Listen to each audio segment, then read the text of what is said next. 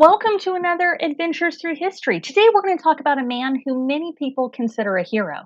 He was brave in battles, he helped millions of people, and he stayed humble no matter how great his achievements were. Welcome to the newest presidential memorial in Washington, D.C., the Dwight D. Eisenhower Memorial. Dwight D. Eisenhower was born on October 14th, 1890, in Abilene, Kansas, which is a very small town in the middle of our country. His family wasn't rich, but they believed in hard work, faith, helping others. He loved history, math, and sports, especially football.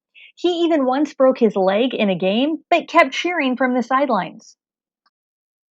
Dwight worked hard and earned a spot at the U.S. Military Academy at West Point, where he began training to become a soldier. Even back then, people noticed he was a strong leader. He was calm, fair, and wise beyond his years. During World War II, Eisenhower was chosen to lead the Allied forces. That means he commanded soldiers from the United States, Great Britain, Canada, and other countries as well, all working together to stop Adolf Hitler and the Nazis. On June 6, 1944, Eisenhower helped launch D-Day, which was a massive surprise invasion of France. It was one of the most dangerous and important missions in history, and it helped free Europe from the Nazis.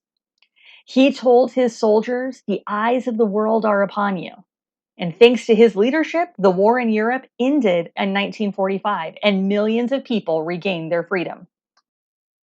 After the war, Eisenhower was so respected and loved, people wanted him to be president. Both Republicans and Democrats supported him, and that's something that rarely happens. People wore buttons that said, "I like Ike." Ike was his nickname. In 1952, he ran and won easily. He actually served 2 terms as the 34th president of the United States.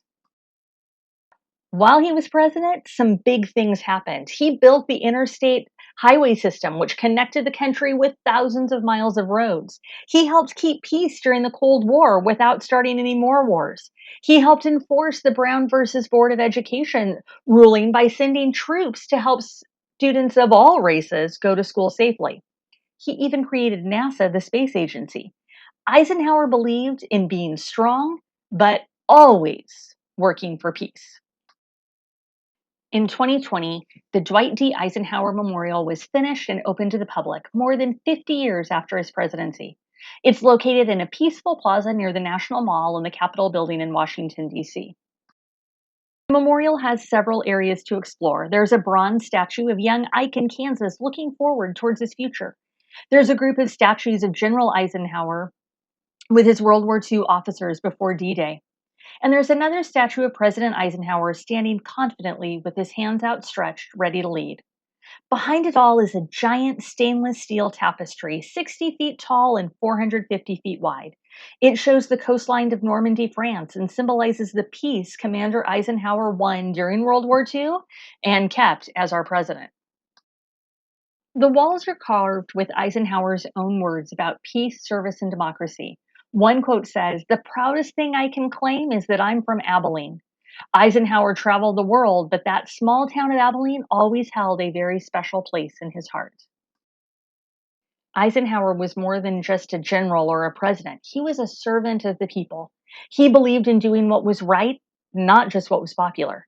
He showed that strong leadership means listening, learning, and working together, and he always stayed humble. Even after winning a war and becoming president, he never forgot his roots.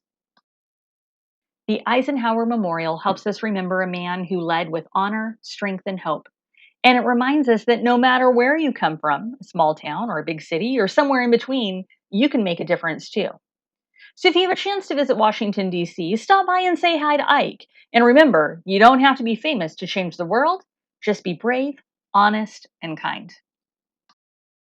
Hopefully you enjoyed what you heard today and learned something new. Please like and subscribe.